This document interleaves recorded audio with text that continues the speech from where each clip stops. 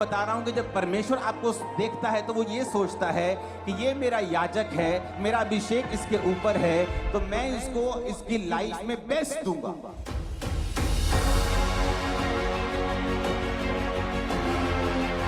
परमेश्वर ने कहा जो अभिषेक वाला भाग होगा यानी एक्स्ट्रा, मैं तुम्हें वो दूंगा, एक्स्ट्रा दूंगा लोगों से। अब तुम सब जो परमेश्वर को मानते हो, तुम सब याजक हो और तुम्हारा महायाजक प्रभु यीशु मसीह।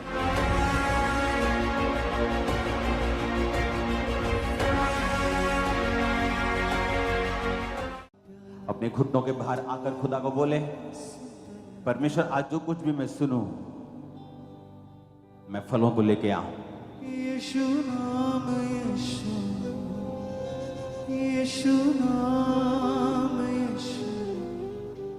प्रभु यीशु मसीह के सामर्थ्य नाम में हम मांगते हैं। जब परमेश्वर ने आखिरी आज्ञा दी थी अपने चेलों को और 500 लोगों को, तो परमेश्वर ने कहा था यरूशलेम को ना छोड़ना, परंतु पवित्र आत्मा के आने की बाट जोहना। और वचन कहता है कि पेंटिकोस के दिन जब पवित्र आत्मा उतरा तो वो सब गैर भाषा से भर गए और सब पवित्र आत्मा से भर गए और सब अभिषेक से भर गए। और वचन ये भी कहता है कि वो जब पवित्र आत्मा और अभिषेक से भर गए तो वो सब लोग जो थे परमेश्वर के काम करने लगे, उनके हाथ रखने से रोगी चंगे होने लगे। और ये वचन पूरा हुआ कि अंत के दिनों में मैं अपना आत्मा सब मनुष्यों के ऊपर उंडेलूंगा। पुराने समय में जीसस क्राइस्ट के जन्म से पहले कुछ कुछ लोगों के ऊपर आत्मा उतरता था और परमेश्वर उनको अपना अभिषेक देता था। और परमेश्वर ने कहा था याजक जो मेरे अभिषिक्त होंगे ये लोगों के भार को उठाएंगे और लोगों के लिए बलि चढ़ाएंगे। और याजकों को परमेश्वर ने पवित्र रहने के लिए बोला। और वचन ये भी कहता है कि याजकों के ऊपर जो अभिषेक था उसके कारण परमेश्वर ने कहा था कि इनके जीवन में उत्तम दाख, उत्तम तेल और सब कुछ याजकों की लाइफ में जो आएगा वो उत्तम से उत्तम आएगा। मैं 10 तरह का बेस्ट जैतून का तेल मंगवाऊंगा और जो 10 में बेस्ट होगा वो मैं याजकों को दूंगा। यानी याजकों के जीवन में जो भी आशीष होगी वो सबसे उत्तम होगी, क्योंकि ये मेरे अभिषेक किए हुए हैं और ये मेरी सेवा करने वाले लोग हैं। और जब हम ये बात को जानते हैं कि परमेश्वर एक सा रहने वाला परमेश्वर है और परमेश्वर कभी बदलता नहीं, पुराने नियम में और नए नियम में वो बदला नहीं है, वो एक ही है। कुछ चीजें उसने की हैं लेकिन वो बदला हुआ परमेश्वर नहीं है। अगर वो पहले याजकों को खड़ा करता था सेवकाई के लिए, तो बाइबल कहती है जब हम प्रकाशित वाक्य 1 उसकी 5 और 6 आयत पढ़ते हैं, अब वो ये कहता है कि जो पुराने समय के याजक हुआ करते थे कुछ, अब तुम सब जो परमेश्वर को मानते हो तुम सब याजक हो और तुम्हारा महायाजक प्रभु यीशु मसीह है। यानी परमेश्वर जब आपको देखता है तो वो इस निगाह से देखता है कि जिसने परमेश्वर को ग्रहण कर लिया, जो परमेश्वर में आ गया, जिसने बपतिस्मा ले लिया, परमेश्वर की निगाह में जब वो आपको देखता है तो एक याजक और एक राजा के रूप में देखता है। तो इसका मतलब जब याजकों को वो देखता था तो वो इस तरह से देखता था कि ये मेरे याजक हैं, इन पर मेरा अभिषेक है, अब मैं इनको उत्तम दाख, उत्तम गेहूं, उत्तम तेल, यहां तक कि जो उनकी पत्नी हुआ करती थी, उनका पार्टनर हुआ करता था, वो भी परमेश्वर बोलता था कुंवारियों में से लेना, वो पवित्रताई में से लेना, उत्तम लेना। क्यों ऐसा परमेश्वर कहते थे? क्योंकि बाइबल कहती परमेश्वर ने कहा ये मेरी सेवा करने वाले याजक हैं जिन पर मेरा अभिषेक है और मैं इनके जीवन में जो दूंगा वो सिर्फ उत्तम से उत्तम ही होगा। तो पुराने नियम के जो याजक होते थे, परमेश्वर कहता कि मैं इनको उत्तम दूंगा, जो भी इनकी लाइफ में आशीष आएगी मैं इनको बेस्ट आशीष दूंगा, दुनिया से अलग करूंगा, मैं इनके ऊपर अपना अभिषेक रखूंगा, मैं इनको सुरक्षित रखूंगा, मैं इनको बीमारियों से बचाकर रखूंगा, मैं इनको शर्मिंदगी से बचाकर रखूंगा, मैं इनको दुश्मन के हाथ में नहीं पड़ने दूंगा। क्यों? क्योंकि इस पर मेरा अभिषेक है और ये मेरा चुना हुआ याजक है और ये सेवा करने वाला है। कितने मेरी बात को समझ रहे हैं? अब पुराने नियम में कुछ कुछ याजक होते थे, बाकी प्रजा होती थी, वो अपने अपने पापों के लिए भेड़ों को लाया करती थी। याजक उन भेड़ों को परमेश्वर के सामने पाप बलि, होम बलि के रूप में, स्वेच्छा बलि, बड़ी सी बलियां होती थी, उनके रूप में परमेश्वर के सामने चढ़ाया करता था। लेकिन लोगों को अधिकार नहीं था बलि चढ़ाने का। लेकिन परमेश्वर ने कहा कि जब प्रभु यीशु मसीह आ जाएंगे तो अनुग्रह आ जाएगा, ऐसा अनुग्रह आ जाएगा जो कभी कुछ कुछ लोगों पे होता था, अब वो सब पे आ जाएगा। और जो कोई परमेश्वर को ग्रहण करेगा, यहोवा पिता के सामने वो याजक ठहराया जाएगा और राजा ठहराया जाएगा। यानी उसकी लाइफ में अब जो कोई आशीष आएगी वो उत्तम से उत्तम आएगी। तुम बेस्ट आशीषों के हकदार होंगे, तुम्हारी लाइफ में हर एक चीज बेस्ट होगी। ऐसा परमेश्वर देखता है आप विश्वासियों को जब वो आपकी ओर देखता है, जिसने बपतिस्मा लिया हुआ है, जो याजक है और जो परमेश्वर यीशु मसीह को अपना उद्धारकर्ता मानता है। समझ आ गई इतनी बात के नहीं? मैं आगे चलूं, ये बेस बना रहा हूं। यानी आप सोचते हैं कि जब परमेश्वर आपको देखता है तो वो क्या सोचता है? मैं आपको बता रहा हूं कि जब परमेश्वर आपको देखता है तो वो ये सोचता है कि ये मेरा याजक है और इसका मेरा अभिषेक इसके ऊपर है, तो मैं इसको इसकी लाइफ में बेस्ट दूंगा। ये परमेश्वर सोचता है आप सबके विषय में। लेकिन अब कुछ पॉइंट हम देखेंगे कि क्या हम सचमुच याजक हैं। याजकों को कुछ काम दिए गए थे परमेश्वर के द्वारा। याजक के ऊपर अगर अभिषेक ज्यादा था और अलग था, उनकी आशीष अलग थी, तो परमेश्वर की इंस्ट्रक्शंस याजकों के लिए अलग थी। जो आम विश्वासी कर सकते थे वो याजक नहीं कर सकते थे। जो याजक कर सकता था वो महायाजक नहीं कर सकता था।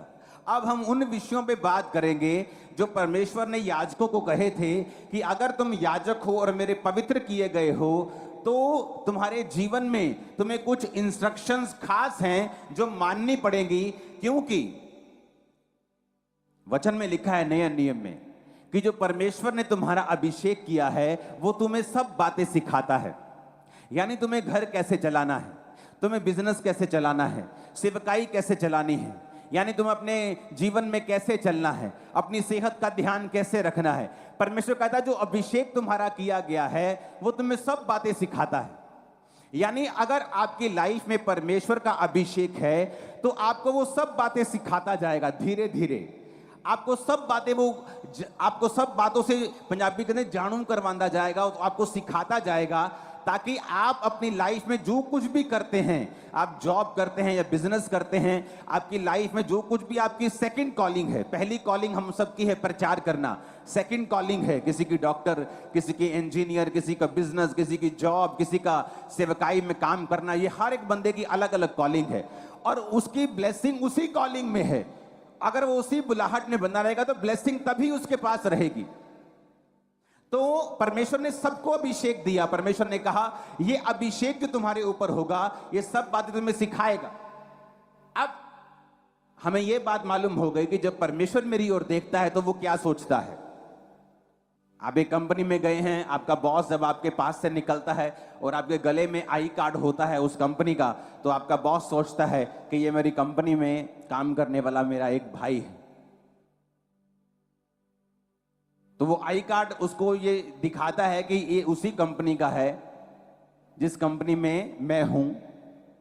उसी तरह से जब परमेश्वर आपको देखता है तो वो इस तरह से देखता है कि ये मेरा बेटा है, मेरी बेटी है, ये याजक है और मैं इसको उत्तम दूंगा। तो ये परमेश्वर की निगाह है, ये सोच है, उसका दिल है जब वो आपको देखता है। अब हम चलेंगे कि परमेश्वर क्या सोचता था पुराने नियम में। लेवी व्यवस्था 21 उसकी 8 आयत में लिखा है, इसलिए तू याजक को पवित्र जानना क्योंकि वह तुम्हारे परमेश्वर का भोजन चढ़ाया करता है, इसलिए वह तेरी दृष्टि में पवित्र ठहरे, क्योंकि मैं यहोवा जो तुमको पवित्र करता हूं पवित्र हूं। लेवी व्यवस्था 21 उसकी 1 से 4 और 10 से 12 आयत। फिर यहोवा ने मूसा से कहा, हारून के पुत्र जो याजक हैं उनसे कह दे कि तुम्हारे लोगों में से कोई भी मरे तो उनके कारण तुम में से कोई अपने आप को अशुद्ध ना करे। अपने निकट कुटुंबियों अर्थात माता पिता बेटी भाई अपनी कुंवारी बहन जिसका विवाह ना हुआ हो, जिनका निकट का संबंध है, वो अपने आप को अशुद्ध कर सकता है। पर याजक होने के नाते वह अपने लोगों का प्रधान है, इसलिए वह अपने आप को ऐसा अशुद्ध ना करे कि वह अपवित्र हो जाए। इफिसियों 2 उसकी 1, उसने तुम्हें भी जिलाया जो अपने अपराधों और पापों के कारण मरे हुए थे। अब परमेश्वर क्या कहता है याजकों को? उसने प्रजा को नहीं कहा। याजकों को पता क्या कहता है? कहता अगर तुम्हारा कोई रिश्तेदार मर जाए, तुम्हारा मामा मर जाए, भुआ मर जाए, फूफी मर जाए, फुफ्फड़ मर जाए, मासी मर जाए, अपने निकट संबंधी मर जाए, तो तुम वहां जाकर अपने आप को अशुद्ध नहीं करोगे, उसकी लोथ को नहीं छुओगे, वहां पर अपनी प्रेजेंस नहीं रखोगे। हाँ, अगर तुम्हारी कुंवारी बहन, तुम्हारा भाई, तुम्हारा बाप, तुम्हारी मां मर जाए तो वहां तुम जा सकते हो। यानी एक स्टैंडर्ड था याजक के लिए कि वो यहां जा सकता है और यहां नहीं जा सकता। उसी तरह से परमेश्वर ने नए नियम में लिखा है अविश्वासियों का विश्वासियों के साथ क्या मेलजोल, भेड़ का भेड़िए के साथ क्या नाता। लेकिन आज क्यों परमेश्वर उनको ऐसा कहता था? परमेश्वर कहता तुम्हारे ऊपर अभिषेक है। जब तुम्हारे ऊपर अभिषेक है तो तुम ऐसा नहीं कर सकते जैसा आम लोग कर रहे हैं, नहीं तो ये अभिषेक जो तुम्हारे ऊपर है ये अशुद्ध हो जाएगा। सबोपदेशक 10 उसकी 1 में लिखा है, मरी हुई मक्खियों के कारण गंधी का तेल सड़ने और बसाने लगता है और थोड़ी सी मूर्खता बुद्धि और प्रतिष्ठा को घटा देती है। परमेश्वर ने क्या कहा कि थोड़ी सी मूर्खता के कारण, मरी हुई मक्खियों के कारण गंधी का तेल, एक सुंदर, एक अभिषेक, एक सुगंधित तेल भी सड़ने लगता है और बसाने लगता है।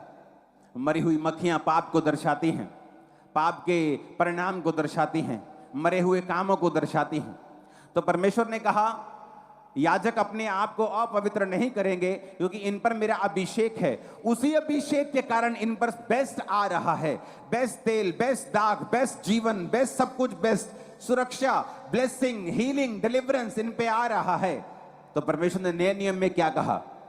परमेश्वर ने कहा तुम्हारा अविश्वासियों का विश्वासियों के साथ क्या मेलजोल, विश्वासियों के साथ अविश्वासियों के साथ क्या नाता, भेड़ का भेड़ियों के साथ क्या नाता। लेकिन आज अगर आपको कोई ऐसा लड़की या लड़का पसंद आ जाए जो अविश्वासी हो, आप झट उसके साथ शादी करने के लिए तैयार हो जाते हैं, ये सोच के कि कल को ये क्रिश्चियन बन जाएगा, कल को ये मसीह में आ जाएगा। क्यों? क्योंकि आपको ये पता नहीं है कि आपको अपने अभिषेक को संभाल के रखना है। अगर आप अपने अभिषेक को संभाल के नहीं रखते और उसे गंदा होने देते हैं, गंधी का तेल सड़ने और बसाने लगता है मरी हुई मक्खियों के कारण। कि जो तेल आपके अंदर है, जो अभिषेक आपके अंदर है, वो तो सुगंधित है, वो इतनी सुगंधित है कि वो सब चीजों को अपनी ओर खींचेगा। वो उत्तम दाग को, उत्तम जॉब को, उत्तम ब्लेसिंग को, उत्तम बिजनेस को, उत्तम चीजों को अपनी ओर लेके आएगा। लेकिन मरी हुई मक्खियों के कारण, कि तुम्हारे काम मरे हुए हैं, तुम्हारे पापों के कारण, तुम्हारी ब्लू फिल्में देखने के कारण, तुम्हारे ये ध्यान ना रखने के कारण कि क्या ये काम मेरे अभिषेक को खराब कर सकता है। परमेश्वर ने कहा याजकों को कि तुम्हें उत्तम तो मैं दूंगा, लेकिन तुम्हें अब वैसा नहीं करना पड़ेगा जैसे लोग कर सकते हैं। अब तुम आम लोगों में नहीं जा सकते, तुम मरे हुए लोगों में नहीं जा सकते। तो क्या हम मरे हुए लोगों में नहीं फिरते? हमें मालूम है कि मेरा एक फ्रेंड जो क्रिश्चियन है, ये आत्मा में मरा हुआ व्यक्ति है, ये पाप करने वाला व्यक्ति है, ये व्यभिचार करने वाला व्यक्ति है, शराब पीने वाला व्यक्ति है, तो भी मेरे साथ उसका संबंध मैं छोड़ता नहीं हूं। इसका मतलब क्या है कि मुझे अपने अभिषेक की कोई भी परवाह नहीं है। पुराने नियम में परमेश्वर ने कहा था जो मरा हुआ है उसके पास मत जाना, लेकिन आज नए नियम में परमेश्वर कहता है जो आत्मिक रूप से मरा हुआ है उसका तुम्हारे साथ क्या लेना देना। पौलुस कहता जो भाई कहलवा के मूर्ति पूजा करता हो, जो भाई कहलवा के व्यभिचार करता हो, उसकी थाली में भी खाना नहीं खाना। लेकिन तुमको क्या लगता है? लेकिन तुमको भाई बंधु पूना ज्यादा अच्छा लगता है। जो व्यक्ति व्यभिचार में गिर गया, पाप कर गया, तुम्हें लगता है कि नहीं वो छोटी छोटी मोटी बात है, तुम उसके साथ अपना संबंध पूरी तरह से कायम रखते हो, अपनी दोस्ती कायम रखते हो, क्योंकि वो तुम्हारी फ्रेंड रही है, तुम्हारी दोस्त रही है। तो परमेश्वर ने कहा तुम परमेश्वर के वचन को पूरा नहीं कर रहे हो, तुम उसके वचन के प्रति सीरियस नहीं हो। पुराने नियम में तुम उस मुर्दे के प्रति नहीं जा सकते, मुर्दे के पास नहीं जा सकते। नए नियम में क्या कर सकते हो?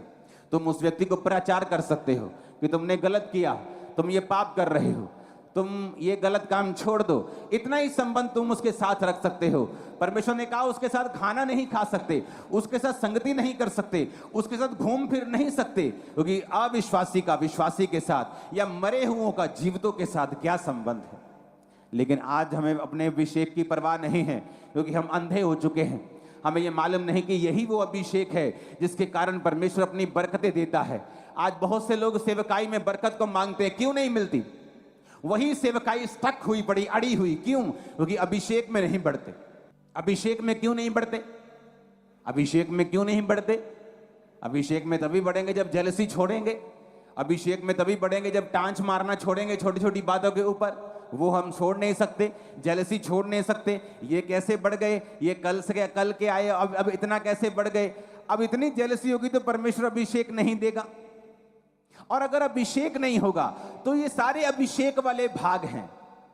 परमेश्वर ने कहा मैं तुम्हारा अभिषेक वाला भाग तुम्हें दे दूंगा। यानी अगर तुम्हारी लाइफ के ऊपर अभिषेक है तो एक एक्स्ट्रा ब्लेसिंग है तुम्हारी लाइफ के ऊपर जो परमेश्वर तुम्हें देगा। लेकिन शैतान मूर्ख बनाता है, वो तुम्हें ऐसे भाईचारे में ले जाएगा जो तुम्हारे लिए अच्छा नहीं है। परमेश्वर ने कहा अब तुम परमेश्वर से ऊपर होना चाहते हो, ये तुम्हारी मर्जी है, क्योंकि उसका वचन कहता है कि अगर कोई भाई कहलाकर, क्रिश्चियन कहलाकर मूर्ति पूजा करता हो, शराब पीता हो, अगर कोई भाई कहलाकर गंदे काम करता हो, भाई कहलाकर व्यभिचार करता हो, जादू टोना करता हो, तो तुम्हारा उसके साथ कोई संबंध नहीं है, तुम उसके साथ खाना भी नहीं खा सकते, क्योंकि हमें अपने अभिषेक की परवाह आज नहीं है। दाऊद को 16 साल की उम्र में अभिषेक कर दिया गया, लेकिन उसे राजा नहीं बनाया गया। परमेश्वर ने कहा दाऊद ये मेरी इच्छा तो है तो मैं तुम्हें राजा बनाऊं, राजा की कुर्सी पे बिठा दूं, लेकिन अभी वो कुर्सी वाला अभिषेक तुम्हारी लाइफ के ऊपर नहीं है। तो दाऊद को वफादार रहना पड़ा। पहला अभिषेक आप पर आता जब आप तौबा करते हैं। दूसरा अभिषेक आप पर आता है जिस तरह दाऊद के ऊपर आया और वो अकेले यहूदा के गोत्र का राजा बना। उसी तरह से आपकी लाइफ का अभिषेक भी बढ़ता जाता है जब आप परमेश्वर के साथ पहले अभिषेक के बाद वफादार रहते हैं।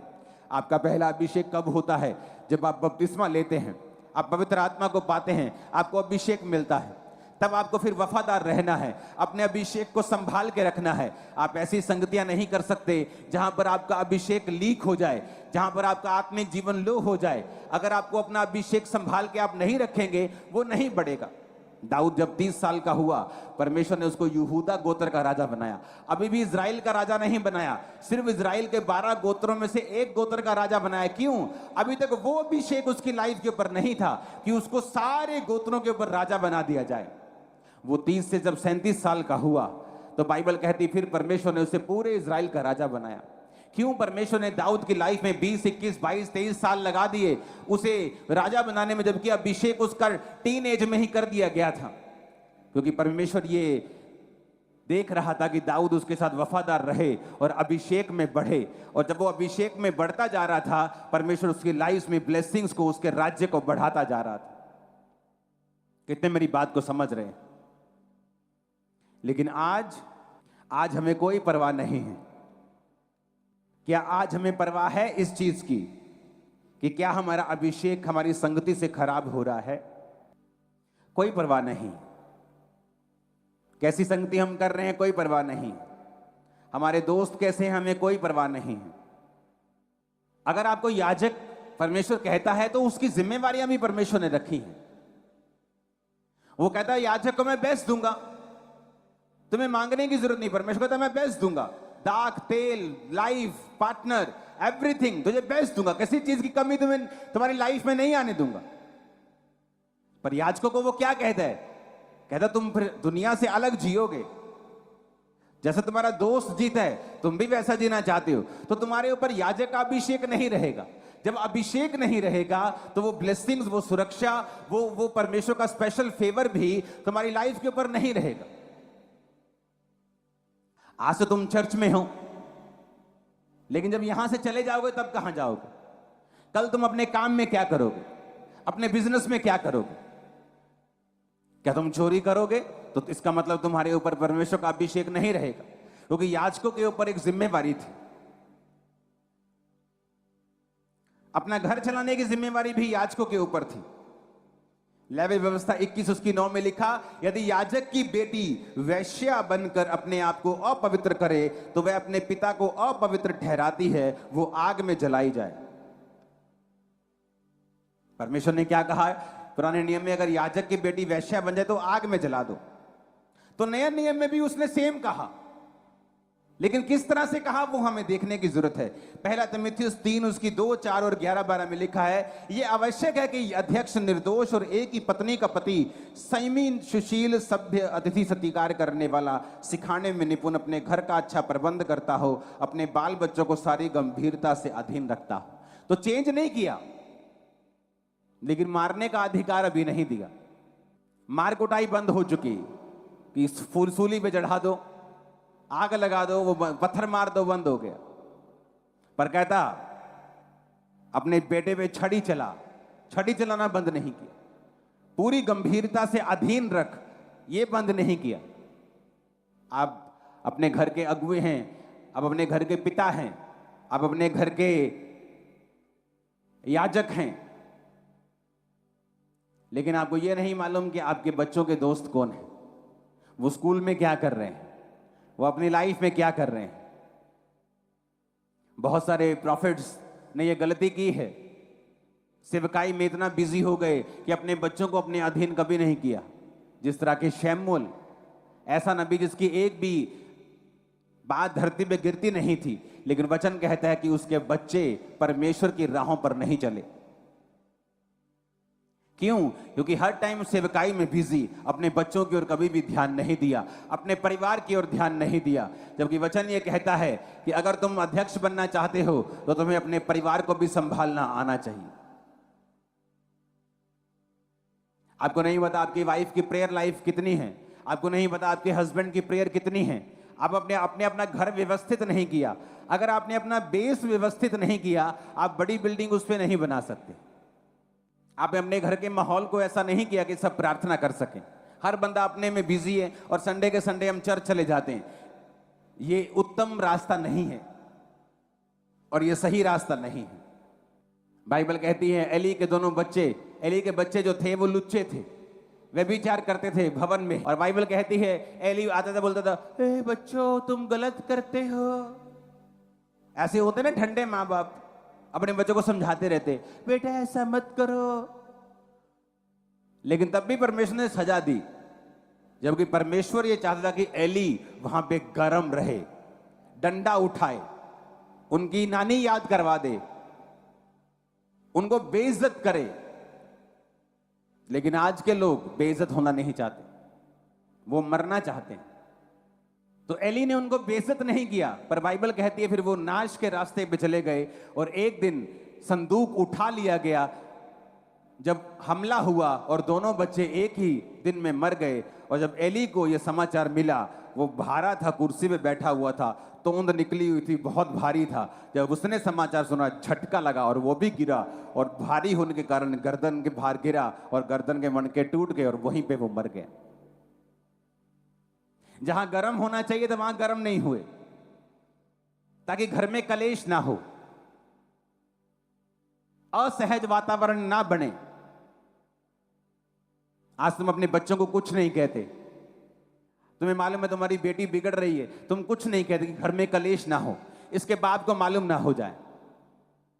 एक दिन वो छोटा सा सांप जो तुमने पाला हुआ है वो बड़ा अजगर बन जाएगा, क्योंकि जो छोटा सा सांप उत्पत्ति में आदम के पास आया था, वो प्रकाशित वाक्य में एक बड़ा अजगर बन के आता है। एली ने अपने बच्चों की ओर ध्यान नहीं दिया, खुद परमेश्वर में चलता रहा, लेकिन अपने बच्चों पे डंडा नहीं उठाया। उसके पास ताकत थी, वो अपने बच्चों को एक्सपोज करता लोगों के सामने और बोलता कि ये व्यभिचारी हैं, मत करो, मत करो, तुम याजक, इनको याजक मत समझो। ऐसे बड़े स्टेप उठाता उनके सामने, उनको शर्मिंदगी होती, फिर वो तौबा कर लेते। लेकिन मुंह से समझाता गया, सिर्फ सिंपल, ओ बेटा डोंट डू दिस, बेटा ऐसे मत करो की करिए हो आजकल के न्याणे मानते ही नहीं गए और तुम उनको बड़ा कर रहे हो नाश के लिए। बहुत से सेवक नहीं उठा पाते ऐसे स्टेप्स को और अपने बिगड़े हुए बच्चों को पुलपट पे खड़ा करे रखते हैं। उन्हें लगता है अगर हम कुछ कहेंगे तो हमारा घर अव्यवस्थित हो जाएगा। ऐसा करते इसकी शादी करते थे, शादी तो कर दी, वो शादी के फिर 2 साल बाद बिगड़ जाएगा, क्योंकि अगर तुमने स्पिरिट को हैंडल नहीं किया, अगर तुमने आत्मा को हैंडल नहीं, पाप को हैंडल नहीं किया, तो शादी से पहले जो पाप तंग करता था शादी के बाद भी वो तंग करेगा, क्योंकि तुम्हें काबू करना पड़ेगा पहले से ही, वो बाद में भी तंग तुम्हें नहीं करेगा। कितने मेरी बात को समझ रहे हैं? तो याजक अगर बनना है तो याजकों की जिम्मेवारी भी देखो परमेश्वर ने कैसी रखी है। याजकों की बेटियों को पवित्र होना था, याजकों के बेटों को पवित्र होना था। याजक को जिम्मेवारी निभानी थी कि वो अपने बच्चों को, अपने बाल बच्चों को गंभीरता के साथ अधीनगी में रखे और परमेश्वर में चलाए। क्यों परमेश्वर अब्राहम से खुश था? क्यों परमेश्वर बोलता था? जब 3 दूत अब्राहम के पास आए और उन्होंने खाना खाया, उनमें से 2 दूत थे और एक यहोवा परमेश्वर था। जब बाइबल कहती है वो सदोम और अमोरा की ओर चले उनको नाश करने के लिए, तो जो एक दूत यहोवा परमेश्वर था, तो वो अपने मन में सोचने लगा कि जो मैं करने वाला हूं क्या मैं अपने दोस्त अब्राहम से छुपा के रखूं, क्योंकि ये अपने घराने को आज्ञा देगा कि मेरे बाद तुम परमेश्वर में अटल चलते रहोगे। आज्ञा देगा, कमांड करेगा, विल बनाएगा। मेरे बाद अगर मेरे बच्चे यहोवा में चलते हैं तो सारी प्रॉपर्टी के मालिक हैं, नहीं तो ये सारी प्रॉपर्टी सब में बांट दी जाए। ऐसी विल, ऐसी कमांड, ऐसी पावर अपने घराने के ऊपर कि बेटा ये सही रास्ता है, तुम्हें यहोवा में चलना है, मुड़ना रास्ता नहीं है, नहीं तो मैं तेरा बाप नहीं हूं। लेकिन नहीं, आज के विश्वासी ऐसे कदम नहीं उठा सकते और वो धीरे धीरे अपने बच्चों को नाश होता हुआ देखते हैं। पहले बिगड़ता हुआ देखते हैं, फिर नाश होता हुआ देखते हैं, फिर शैतान के हाथों में देखते हैं, फिर इस धरती के ऊपर उन्हें दुख भोगता हुआ देखते हैं, फिर परमेश्वर के सामने प्रार्थना करते हो परमेश्वर। फिर परमेश्वर कहता है तुझे मेरा वचन सुनाई नहीं दिया था जब मैं बोल रहा था? तुझे ये मालूम नहीं कि मैं ही वचन हूं, वचन ही मैं हूं? जब मैं वचन के जरिए तुमसे बात कर रहा था तुम्हें सुनाई नहीं दिया था? तब तुम्हें एक्शन लेना चाहिए था, स्टैंड लेना चाहिए था, फास्टिंग करनी चाहिए थी, प्रार्थना करनी चाहिए थी, प्रेम भी करना चाहिए था अपने बच्चों से अधिक, ताकि तुम उन्हें बदल सको और मुझ में ला सको। तो अगर तुम्हें याजक बनना है तो तुम्हारे ऊपर एक जिम्मेवारी भी है जो परमेश्वर दिखाता है। ऊंची आवाज में हालेलुया बोलो। अगर तुम याजक हो तो तुम वो नहीं कर सकते जो दुनिया कर सकती। अगर तुम याजक हो और तुम ये मानते हो कि मैं याजक हूं, मेरे ऊपर परमेश्वर का अभिषेक है, तो फिर तुम वो नहीं कर सकते जो दुनिया करती। पवित्र आत्मा से भरने के बाद, पवित्र आत्मा की गहरी उपस्थिति को लेने के बाद, बहुत गहरी उपस्थिति 2004 से मैंने पवित्र आत्मा की देखी है अपनी लाइफ में। जब परमेश्वर कहता है याजक, तुम याजक हो, तो तुम अपनी भुआ के मरने पे नहीं जा सकते हो। तो परमेश्वर इतनी गहरी इंस्ट्रक्शंस इनको देता था, तो परमेश्वर आज भी याजकों को कहता है तुम लोगों को कि तुम अविश्वासियों के साथ तुम्हारा क्या मेल जोल। तुम उनको प्रचार करो, तुम उनके लिए प्रार्थना करो, तुम उनके लिए हेल्प करो, तुम उनसे तसल्ली करो, उनको गले लगाओ, उनको प्यार करो, लेकिन उनके जैसे काम, उनके जैसे संगति, उनके जैसे बीच में रह के उनको प्रसन्न करने का प्रयत्न नहीं कर सकते तुम लोग। तो मैंने अपने आप को अलग किया। मुझे मसीह में आए शायद सिर्फ 1 साल हुआ होगा। तब मैं वचन को जल्दी समझता था। जब मुझे मालूम हुआ था कि मुझे बपतिस्मा लेना है, कि बपतिस्मा नाम की कोई चीज़ होती है, तो मैं अपने पास्टर को बोलता था, वो पास्टर नहीं थे, जस्ट सेवा करने वाले लोग थे, तो मैं बोलता था जल्दी बपतिस्मा दो। बोलते थे पास्टर देंगे, जब पास्टर इकट्ठे हो जाएंगे 20-30 लोग तो पास्टर बैप्टिज्म देंगे। तो उस पास्टर से जब मेरा बपतिस्मा हुआ, जब 20-30 लोग इकट्ठे हुए, वो भी 1-1.5 महीने बाद, जबकि मुझे जब बपतिस्मे के बारे में मालूम हुआ था, मैंने कहा था जल्दी जल्दी मुझे बपतिस्मा दे दो। और आज लोग 6-6 महीने, 1-1 साल सोचते रहते कि मैं बपतिस्मा लूँ या ना लूँ। क्या सोचते रहते हो कि मुझे पाप करना है, मैं अभी पाप करूँगा, मैं साफ नहीं हूँ?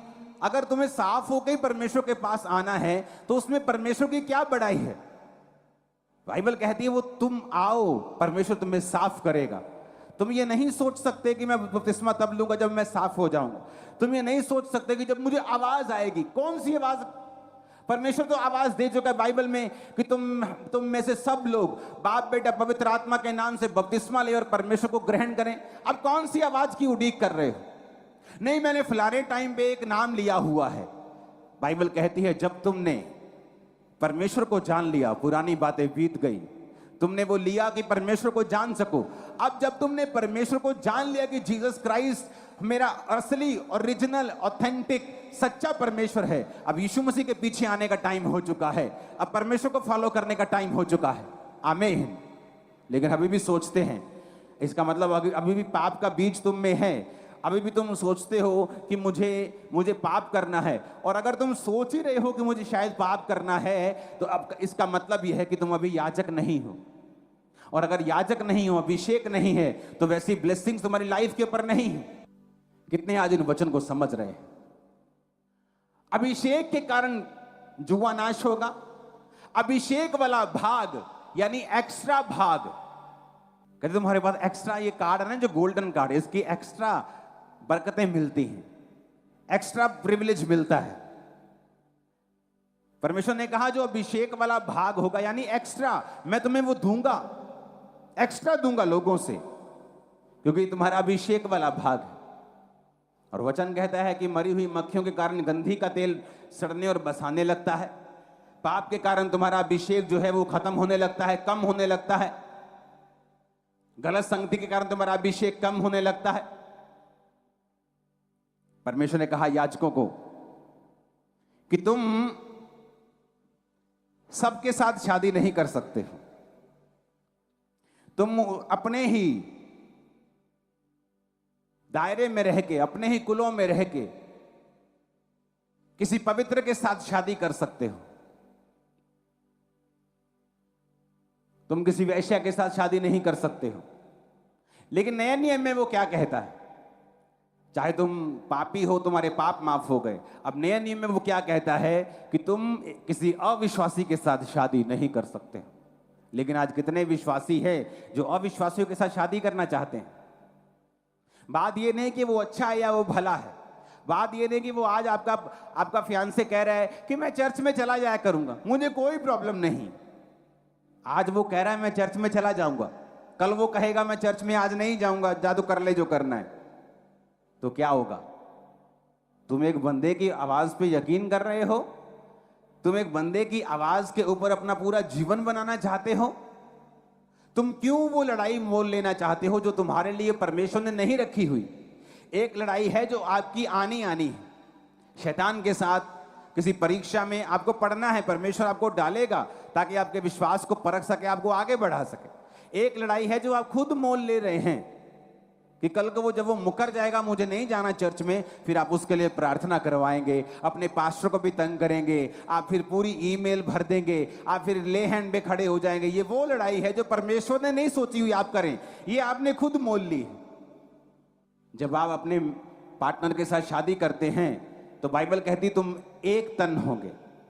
अगर एक तन है तो स्पिरिट भी एक ही है, क्योंकि आपके पार्टनर के पीछे जितनी भी स्पिरिट्स हैं वो आपकी हैं, आपकी जितनी भी स्पिरिट्स हैं वो आपके पार्टनर की हैं।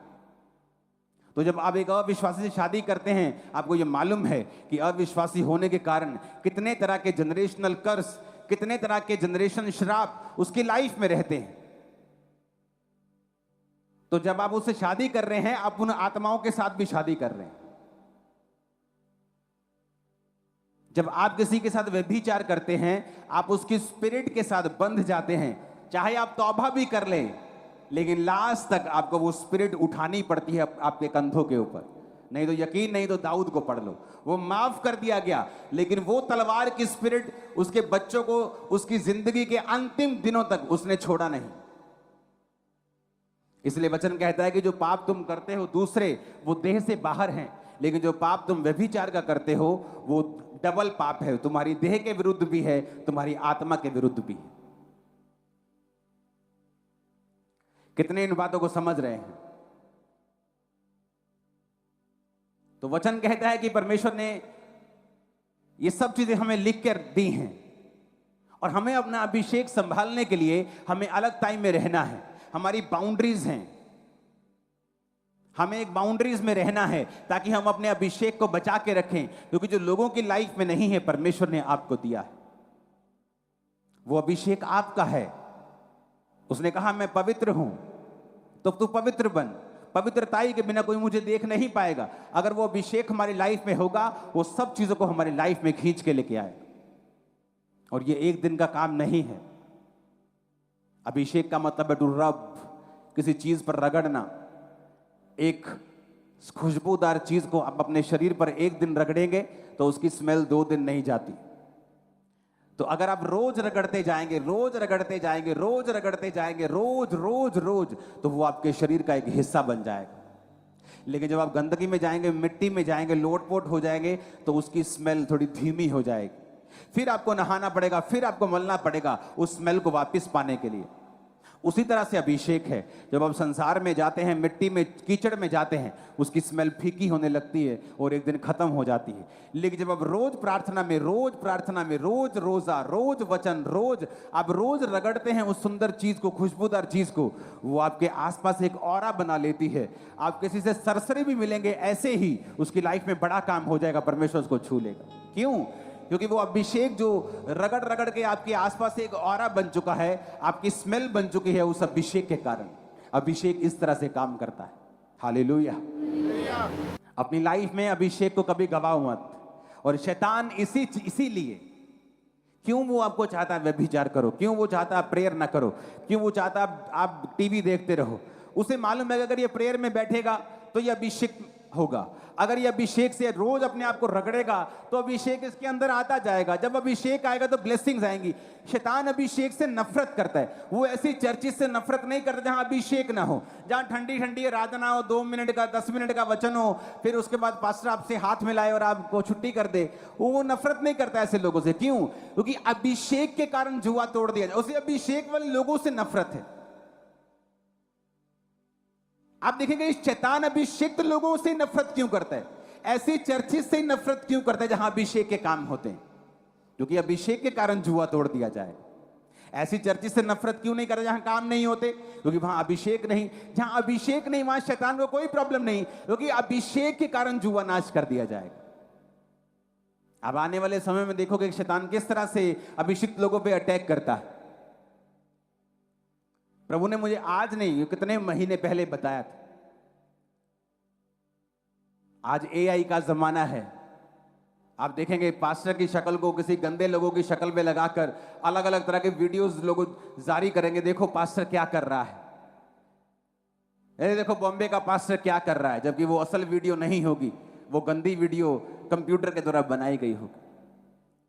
उसके हाथ में सिगरेट पकड़े, कंप्यूटर बनाएगा। पास्टर्स पे अटैक क्यों कर रहा है शैतान? क्योंकि उसको पता है कि ये अभिषिक्त हैं। वो अभिषेक वाले लोगों पे अटैक क्यों करता है? उसे मालूम है अगर शैतान मुझ पे अटैक करता है तो वो मुझे पे अटैक नहीं कर रहा, वो आप पे अटैक कर रहा है, क्योंकि ये अभिषेक आपको छुड़ा रहा है। कितने मेरी बात को समझ रहे हैं?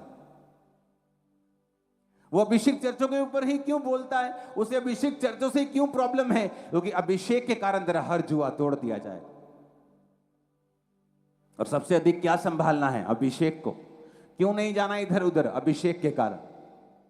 क्यों नहीं गलत संगति में पड़ना? अभिषेक के कारण। क्योंकि अगर अभिषेक लाइफ से उड़ गया, वो धीमा पड़ गया, मध्यम पड़ गया और फिर गायब हो गया, तो शैतान के लिए आप जस्ट एक ऑब्जेक्ट हैं। जैसे दूसरे लोग हैं वैसे ही आप हैं। आपका नाम, आपका बाप चाहे बिशप क्यों ना हो, उसे कोई फर्क नहीं पड़ता। वो बड़ा से बड़ा प्रेरित क्यों ना हो, वो उसे कोई टेंशन नहीं। शैतान भी अभिषेक था, उसे अभिषेक की वैल्यू मालूम है। वो भी अभिषेक था, वो जानता है अभिषेक क्या कर सकता है, क्योंकि वो भी अभिषेक था, तो उसे मालूम है अभिषेक क्या कर सकता है। आज शैतान का अभिषेक देखो दुनिया में कैसे काम करता है। हम फॉरेन में थे, वहां कॉन्सर्ट होना था, जो शारीरिक गानों वाला कॉन्सर्ट, तो वहां गोरों की लाइन लगी पड़ी थी। गोरे लाइन में बड़े लगते हैं, बड़े खुश रहते हैं, पता नहीं क्या चक्कर, और बड़े पेशेंस रहते हैं। इंडियन तो लाइन तोड़ने की बड़ी कोशिश करते हैं, लाइन टूट जाए हम आगे फोन कर दें, वो नहीं ऐसा करते, वो आराम से खड़े रहते। लंबी लाइन लगी, आधा किलोमीटर लंबी, स्टेडियम के बाहर लाइन, आराम से खड़े एक कॉन्सर्ट में जाने के लिए। चर्चेस खाली क्यों? क्योंकि जब चर्चेस से अभिषेक खत्म होता गया, शैतान का अभिषेक खत्म नहीं किया शैतान ने।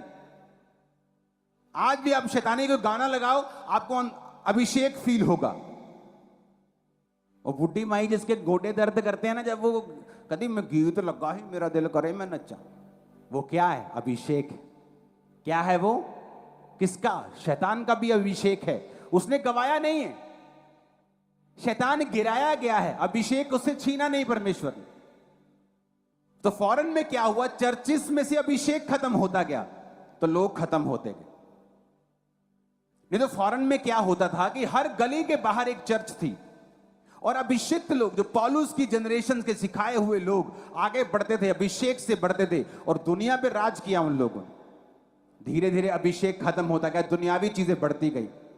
ओ ह्यूमैनिटी ह्यूमैनिटी करते गए। ये यूरोप वाले, ये जो अमेरिका वाले, ये लोग जो आज ह्यूमैनिटी ह्यूमैनिटी कर रहे हैं, एक दिन इन पर अन्य जाति, मैं उस कौम का नाम नहीं लूंगा, आप समझ जाना, कब्जा कर लेंगे।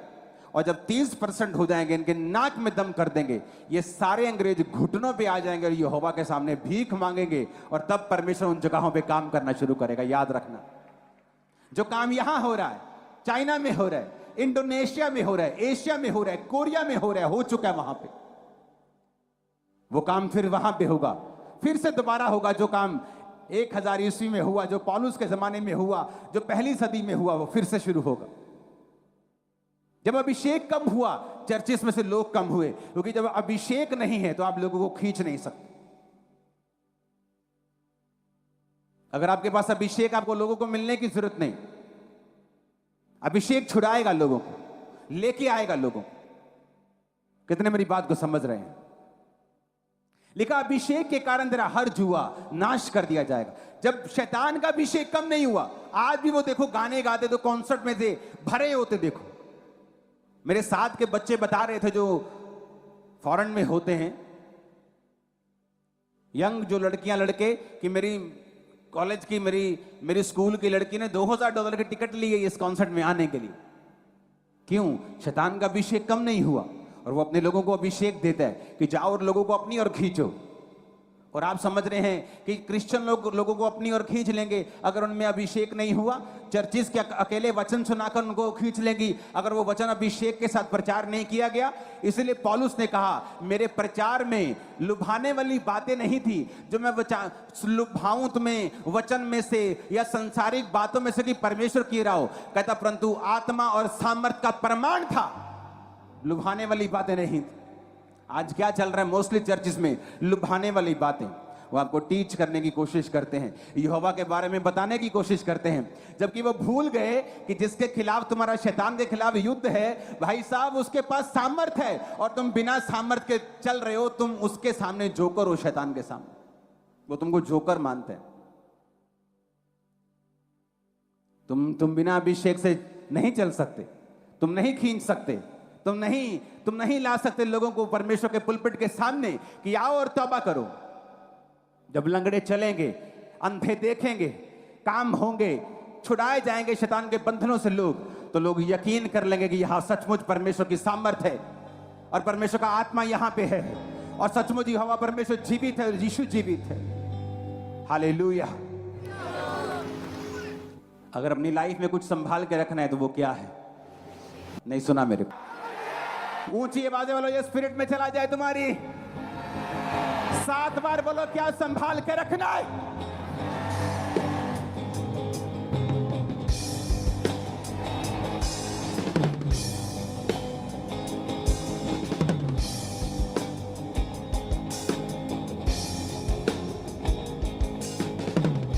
हालेलुया। ऊंची आवाज में हालेलुया बोलो और शैतान गिर जाएगा तुम्हारे घरों से। क्या संभाल के रखना है? तो वो पूरी कोशिश करेगा शैतान कि तुम पर से सिर्फ अभिषेक चला जाए, उसके बाद बोलेगा मैं तुम्हें संभाल सकता हूं, क्योंकि उसका अभिषेक गया नहीं है। और उसे बताइए क्या कर सकता है, तो वो कोशिश करता है कि तुम उस काम को करो जो वचन के खिलाफ है, तुम्हारा अभिषेक कम हो और एक दिन खत्म हो। क्योंकि शैतान के खिलाफ तुम एक जोकर हो अगर तुम्हारी लाइफ में अभिषेक नहीं। चाहे तुम्हें बाइबल सिर के पैरों से लेके उत्पत्ति से लेके प्रकाशित वाक्य के अंत तक आती हो, तुम बाइबल के टीचर हो, तुम्हें एक एक लाइन पता हो, और तुम्हारे ऊपर अगर अभिषेक नहीं, तुम जोकर हो। शैतान तुम्हें कुछ नहीं समझता। अभिषेक होगा तो बरकत होगी, सुरक्षा होगी, शर्मिंदगी नहीं होगी। जो प्रार्थना नहीं करते अभिषेक नहीं ले सकते। जिनकी 2.5-3 घंटे से कम प्रेयर है अभिषेक कभी नहीं ले सकते। फास्टिंग नहीं करते, संगति रेगुलर नहीं करते। हाँ, किराया नहीं होता जी, एक संडे आ जाते, एक संडे नहीं आते। तुम रोटी 2 टाइम खाते हो ना रोज? हाँ जी रोज 3 टाइम जी, सवेरे भी ऐसी खा के जाइदा करो। अगर तुम रोटी 3 टाइम खाते हो, तुम्हें हर संडे चर्च आना जरूरी है।